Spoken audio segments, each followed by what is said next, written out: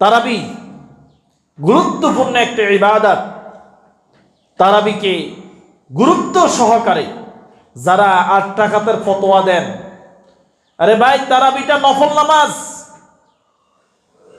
নফল নামাজের কোনো রাকাত নির্ধারণ করা নাই। আপনি 8 রাকাত দেন, আহমদ ইবনে হাম্বল রাহিমাহুল্লাহর মাযহাবে 32 রাকাত তারাবি নামাজ, আপনি সেটা পড়েন। এবার এখানে কথা হলো, শেখ আলবানী রাহিমাহুল্লাহ বলেছেন, ইমামকে রেখে যদি পিছন থেকে মুসল্লি চলে যায় তাহলে সে গুনাহগার হবে। ইমামকে সামনে রেখে 8 রাকাতের ফতোয়া দিয়ে আপনি চলে গেলেন, যাই দোকানে বসে বসে আড্ডা মারেন। আমার কথা কি বুঝেন? হযরত ওমর ইবনে খাত্তাব রাদিয়াল্লাহু তাআলা আনহু, আল্লাহ রাসূলের জলিলে কদর সাহাবী, হাফেজে কোরআন ছিলেন। তাকে ডেকে বললেন, কাব রাদিয়াল্লাহু তাআলা আনহুকে বললেন, ভাই কাব, এক রমজানে বললেন তোমার পিছনে, তোমার তেলাওয়াত সুন্দর, তোমার পিছনে নামাজ পড়বো, তুমি তেলাওয়াত করো, আমি শুনবো। ওমর রাদিয়াল্লাহু তাআলা আনহু এভাবে খতমে তারাবির প্রচলন করেছেন, ব্যবস্থা করেছেন। আপনি বলবেন আমার শরীর দুর্বল, কই এত দুর্বল কোথায়? আপনার পাশের মসজিদে খতম তারাবি হয় আর আপনি এখানে পারেন না। আপনি বেশি দুর্বল হলে বসে বসে পড়েন তারাবি। 50 জন লোক তারাবিতে আসছে, তার মধ্যে 5 জন দুর্বল, আপনি বসে বসে পড়েন। উপরে হিফজখানা, নিচে খতম তারাবির ব্যবস্থা নাই। ছাত্রদের প্রশিক্ষণ দিবেন কোথায় তারাবি পড়ানোর জন্য? এখন কমিটি সিদ্ধান্ত নিলে এবার আপনারা বলবেন এই এলাকার মানুষ তো খতম তারাবি হইতো না, কিনলেই ব্যাগ দুর্বল। ইয়ানিকে যারা আছে, ব্যাগ কি 70 বছরের বুড়া? ব্যাগ দুর্বল কেমন হইল? তারা আমি তো ছোট কাল থেকে তারাবি পড়াই এসেছি, এখন পর্যন্ত পড়াচ্ছি আল্লাহর রহমতে। আমার এমন কিছু মুসল্লি আছে আমি দেখেছি 85 বছর বয়স, আমি এক জায়গায় গত 12 বছর টানা তারাবি পড়াই, 85 বছর বয়স, দাঁড়াই দাঁড়াই নামাজ পড়ে বসে না, কোরআন শুনবো, দাঁড়াইয়ে থাকবো। আরে ভাই, আপনি পুরা রমজানে সহি করে আপনার তেলাওয়াত, হয়তো অনেকের এখানে আছে তেলাওয়াত সহি হয় না, আমাদের বেশিরভাগ তো তেলাওয়াত কি হয় না, শুদ্ধ হয় না, সহি হয় না। কিন্তু রমজানের শুরু থেকে শেষ পর্যন্ত যদি আপনি তারাবিতে অংশগ্রহণ করেন, আপনি সহি করে তেলাওয়াত করতে পারেন না, কিন্তু হাফেজের তেলাওয়াতটা তো সহি, পুরা কোরআনটা নামাজের মাধ্যমে সহি করে একবার আপনার খতমটা হয়ে যাচ্ছে। সুবহানাল্লাহ বলবেন না? এই এত বড় একটা আমল আপনারা ছেড়ে দিচ্ছেন। সুতরাং এলাকাবাসী এবং কমিটির সিদ্ধান্ত নিতে হবে, পাশের মসজিদে খতম তারাবি হয় আর আপনারা এখানে পারেন না। টুকুর টুকুর সূরা তারাবি 20 রাকাত, 40 গা সেজদা দিই, এরপরে দোয়া না যায় বইবা, আড্ডা মারেন। মাহে রমজানকে আড্ডার মাস, আর আড্ডা দেন, আল্লাহর সাথে আড্ডা দেন, মসজিদে আড্ডা দেন, সেজদার সাথে আড্ডা দেন, রুকুর সাথে আড্ডা দেন, কোরআনের সাথে আড্ডা দেন। জীবন পাল্টাই দেওয়ার মালিক কে? আল্লাহ। রাসূল সাল্লাল্লাহু আলাইহি ওয়াসাল্লাম বলেছেন, মাহে রমাদানে যদি কোনো আল্লাহর বান্দা তার আরেক রোজাদার বান্দাকে ইফতার করায়, এই ইফতারের বিনিময়ে আল্লাহ রাব্বুল আলামিন তার জন্য একটি কবুলি রোজার সমান সওয়াব দিবে। সুবহানাল্লাহ। যে আপনি যে রোজা রাখছেন, আপনার রোজা কবুল হয়েছে, এটা গ্যারান্টি দিতে পারবেন আমারে? কিন্তু আপনি যদি সহি নিয়তে আল্লাহর একজন রোজাদার বান্দাকে ইফতার করান, আপনি এর কবুল হয়ে গেছে এরকম একটা রোজা রাখার সমান সওয়াব পেয়ে যাবেন। সুবহানাল্লাহ। তাহলে নিয়ত করতে হবে যে প্রত্যেক দিনে আমি ইফতার করব, আমার সাথে যাতে আল্লাহর আরেকজন বান্দা ইফতার করে, আমি যাতে করে, আমি আমার জায়গা থেকে আমার যতটুকু অ্যাবিলিটি আছে আমি যাতে করে আল্লাহর আরেকজন বান্দাকে ইফতার করাইতে পারি। আল্লাহ তুমি আমারে তৌফিক দাও। এখন থেকে দোয়া করা যাবে না? এটা রূহের জগতেই আল্লাহ রাব্বুল আলামিন যখন আমাদেরকে প্রশ্ন করেছিলেন, আলাস্তু বিরাব্বিকুম, আমি কি তোমাদের প্রভু নয়? তখন আমরা স্বীকার করি না আপনি আমাদের প্রভু। তখন আল্লাহ আমাদের খাদ্য বন্ধ করে দিয়েছেন। আমাদের রুহের খাদ্য যখন বন্ধ করে দেওয়া হয়েছে, ক্ষুধার তাড়নায়, পরবর্তীতে আল্লাহ যখন জিজ্ঞেস করলেন আলাস্তু বিরাব্বিকুম, আমি কি তোমাদের প্রভু নয়? তখন আমরা বলেছিলাম ক্বালু বালা, আপনি আমাদের প্রভু। তার মানে যার যত বেশি ক্ষুধা, সে তত বেশি আল্লাহর কাছে নিজেকে তুলে ধরার চেষ্টা করে। কুতিবা আলাইকুমুস সিয়াম, আল্লাহ তোমাদের উপর রোজাকে ফরজ করেছেন। ফরজ মানে হলো আপনাকে অবশ্যই পালন করতে হবে, এটা কোনোভাবে আপনি ছেড়ে দিতে পারবেন না। কামা কুতিবা আলাল্লাযীনা মিন ক্বাবলিকুম লাআল্লাকুম তাত্তাকুন। আল্লাহ রাব্বুল আলামিন বলেছেন, শুধু তোমাদের উপর রোজা ফরজ করি নাই, এই রোজা অতীত সমস্ত জাতির উপর আমি ফরজ করে দিয়েছি। লাআল্লাকুম তাত্তাকুন, রোজা দেয়া হয়েছে যাতে তোমরা তাকেও অবলম্বন করতে পারো। আলোচনা 25-এর মধ্যে শেষ করার চেষ্টা করি, যাতে তোমরা তাকেও অবলম্বন করতে পারো। তাকওয়াটা কি? তাকওয়া হলো আল্লাহর ভয়। তাকওয়া মানে কি? এই ভয়টা হলো আরবি ভাষায় খশিয়ুন শব্দের অর্থ হলো ভয়, কিন্তু আল্লাহ তাকওয়া মানে এখানে বুঝিয়েছেন যেটা যতটুকু পালন করা দরকার সেটা ততটুকু পালন করার মাধ্যমে আল্লাহকে ভয় করা। একটা হলো রাস্তা দিয়ে হেঁটে যায়, জিন ভূতের ভয়, এরকম মানুষ আছে না নাই? খাউফুন খশিয়ুন। কিন্তু আল্লাহর বিধানের ক্ষেত্রে আল্লাহকে ভালোবেসে আল্লাহকে ভয় করার নাম তাকওয়া। শরীয়তের বিধানগুলো পালন করার নাম তাকওয়া। আল্লাহ যেভাবে বলেছেন ঠিক সেভাবে আদায় করার নাম তাকওয়া। তাহলে এক নম্বরে বলেছি, রোজাকে আল্লাহ ভীতির মাধ্যমে পরিপূর্ণভাবে আদায় করার জন্য এখন থেকে প্রস্তুতি নিতে হবে। আপনি মাটি কাটেন, মাটি কাটা ব্যক্তি যদি মনে করেন মাটি কাটলে আমি রোজা রাখতে পারবো না, তাহলে এখনো সময় আছে, 1 মাসের জন্য আপনি আপনার কাজ চেঞ্জ করেন, পরিবর্তন করেন। রিক্সাওয়ালা যদি মনে করেন রিক্সা চালাইলে আমি রোজা রাখতে পারি না, 1 মাসের জন্য আপনার কাজ পরিবর্তন করেন। কুলি যদি মনে করেন আমি রোজা রাখতে পারি না, এই কাজ করে 1 মাসের জন্য আপনার কাজ পরিবর্তন করেন, কিন্তু রোজাকে পরিবর্তন করার কোনো সুযোগ নেই। 2 নাম্বার, মাহে রমাদান এমন একটি মাস যেই মাসে কেউ যদি 1 টাকা দান করে তাহলে কত টাকা সমান সওয়াব পাওয়া যায়?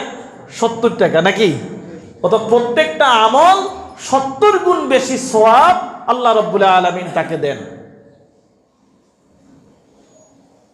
সুতরাং এখন থেকে এটার প্রস্তুতি নিতে হবে। তার মানে এখন আর কিছু দান করতেন না, সব রমজান আল্লাহ ধরে রাখবেন, নাকি? সব ধরে রাখলেন, রমজানের একদিন আগে আপনি মারা গেলেন। আমার কথাটা কি বুঝতে পারছেন কিনা? এখন যেগুলা দান করবেন সেগুলো অবশ্যই করতেই থাকবেন, কারণ রমজানে আল্লাহ 70% বাড়াই দেয়, ঠিক আছে, কিন্তু আল্লাহর কাছে কি কম আছে নাকি? আল্লাহ ইচ্ছা করলে আপনার নিয়ত যদি সহি থাকে আল্লাহ এখন তার চেয়ে বেশি বাড়াই দিতে পারে না? পারে। সুতরাং আপনার নিয়তটাকে সহি করে আপনি এখনো দান করতে হবে, রমজানের দানের হাতটাকে আরো বেশি বাড়াই দিতে হবে। 3 নাম্বার হলো কোরআন তেলাওয়াত করতে হবে বেশি করে। কি করতে হবে? আমার কথা কি বুঝেন কিনা? এখন থেকে শুরু করেন। আমরা তো রমজান আসলে শুরু করি, এর আগে আর ধরিও না। আবার যেই দিন ঈদের আগের দিন যে শেষ করি, আর কোরআন শরীফের সাথে আমাদের কোনো সম্পর্ক থাকে না। তেলাওয়াত এখন থেকে শুরু করেন। অনেকে প্রশ্ন করে যে ধরেন আমি তেলাওয়াত করতে করতে খতম করার উদ্দেশ্যে 16 পারা পর্যন্ত গেলাম, এরপরে রোজা আসছে, এখন আমি কি আবার শুরু থেকে পড়তে হইব না? আপনি যেখান থেকে শেষ করছেন ওখান থেকে পড়েন, পড়তেই থাকেন। সওয়াব দেওয়ার মালিক কে? আল্লাহ। মায়ের রমাদানের যে সমস্ত মাসাইলগুলো দরকার, মাসলাগুলো দরকার, আগামী জুমা ইনশাআল্লাহ আমরা মাসালাগুলো নিয়ে আলোচনা করব।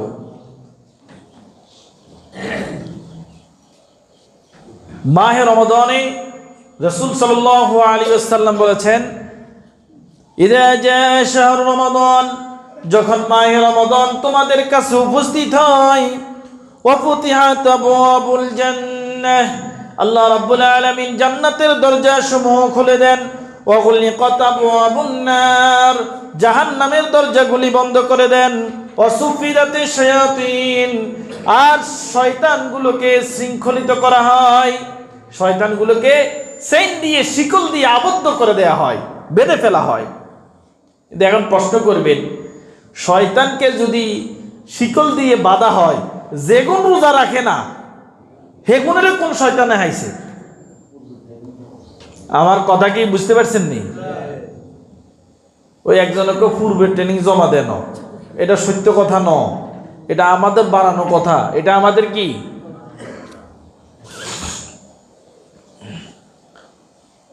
তাহলে এই যে শয়তানকে আবদ্ধ করা হবে, কিন্তু কিছু খারাপ মানুষ থেকে যায়, ইল্লা মাশাআল্লাহ কিছু মানুষ খুব ভালো হয়ে যায়, ফিরসা বই যায়, আবার ঈদের দিন আইলে জুয়া খেলা দিয়ে হেতের কাজ আবার নতুন করে শুরু করে, এরকম আছে না?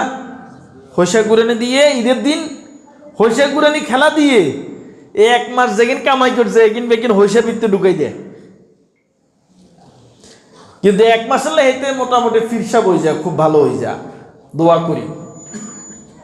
কিন্তু কিছু মানুষ আছে তার অপরাধ সে বন্ধ করতে পারে না, ইয়াবা ট্যাবলেট বেচা হেতে বন্ধ করতে পারে না, যেগুন খায় হেগুনো কথা তো বাদে দিলাম, যেতে বেচে হেতে বেচাই বন্ধ করতে পারে না। সুতরাং এটার কথা হলো শয়তান 2 প্রকারের হয়। শয়তান কয় প্রকার?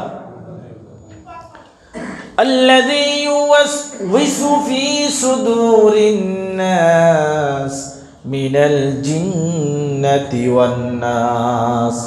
2 প্রকারের শয়তানের কথা আল্লাহ রাব্বুল আলামিন কুরআনুল কারীমে ঘোষণা দিয়েছেন। যারা ওয়াসওয়াসা দেয়, মানুষকে কুবুদ্ধি দেয়, মানুষকে খারাপ পথে নিয়ে যায়, নিজেরাও খারাপ হয়, আবার মানুষকেও খারাপ পথে নিয়ে যায়। শয়তান কয় প্রকার? একটা হলো জিন শয়তান, একটা কি? জিন শয়তানগুলোর আল্লাহ রাব্বুল আলামিন বন্দী করে, আর মানুষ শয়তান যেগুলো, এগুলোর তো আল্লাহ বন্দী করে না, এরা সমাজের মধ্যে কিলিবিলি করে আর মানুষকে ধোঁকা দেয়, নিজেরা জাহান্নামের কীট হয়ে যায় আর মানুষকে ধোঁকা দিয়ে জাহান্নামে নেওয়ার চেষ্টা করে। আর ওই যে ইবলিশ, বেটা ইবলিশ, সে ওই যে কারাগারের ভিতরে বসে বসে খিলখিলেই হাসে, বেটা এমন সৈন্য রাখি এসছি, এমন সৈন্য রাখি এসছি, আমি আর না গেলেও চলবি। আর খিলখিলাই আসে, বেটা আমি কি শয়তান, তোরা তো আমার চেয়ে বড় শয়তান, আর আমারও তো আল্লাহ বন্দি করে রাখছে, ছুটতে পারি না, আর তোদেরকে আল্লাহ এত নসিহা করার পরেও তোরা ভালো হইলি না।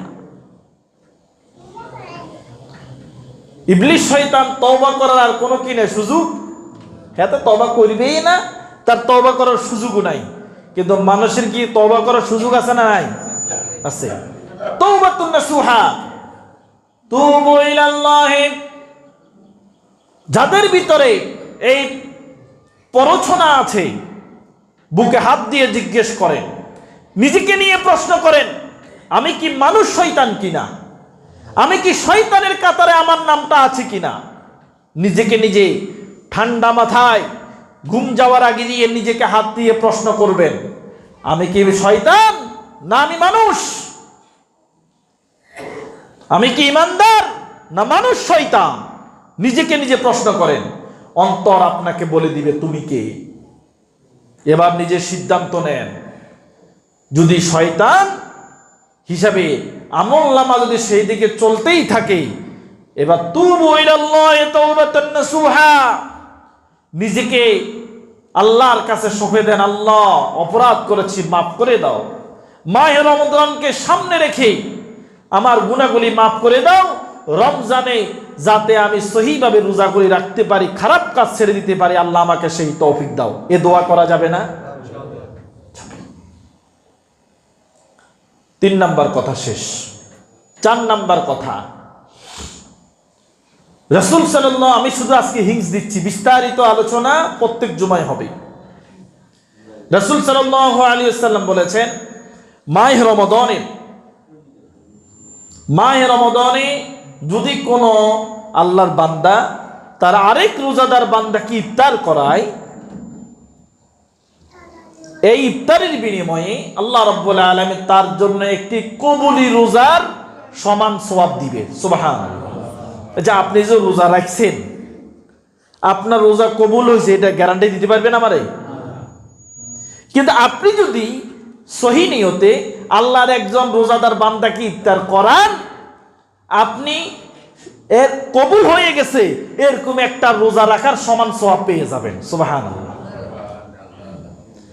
তাহলে নিয়ত করতে হবে যে প্রত্যেক দিনে আমি ইফতার করব, আমার সাথে যাতে আল্লাহর আরেকজন বান্দা ইফতার করে, আমি যাতে করে আমি আমার জায়গা থেকে আমার যতটুকু অ্যাবিলিটি আছে আমি যাতে করে আল্লাহর আরেকজন বান্দাকে ইফতার করাইতে পারি। আল্লাহ তুমি আমারে তৌফিক দাও। এখান থেকে দোয়া করা যাবে না এটা?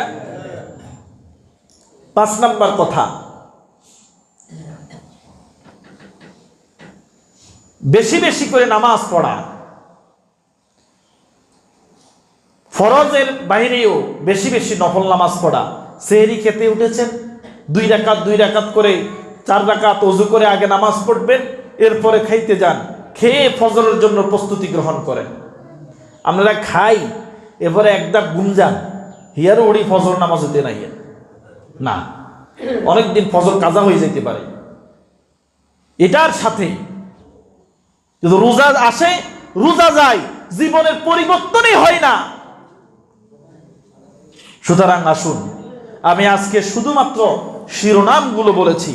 আগামী জুমায় মাহে রমাদানের গুরুত্বপূর্ণ মাসালাগুলো আমরা ইনশাআল্লাহ আলোচনা করব। আল্লাহ রাব্বুল আলামিন রমাদানের জন্য যে প্রস্তুতি গ্রহণ করার জন্য শিরোনামগুলো বলেছি, আল্লাহ তাআলা আমাদেরকে মাহে রমাদানের জন্য প্রস্তুতি গ্রহণ করার তৌফিক দান করুন। আমিন। ওয়া আখিরু দাওয়ানা আনিল হামদুলিল্লাহি রাব্বিল আলামিন।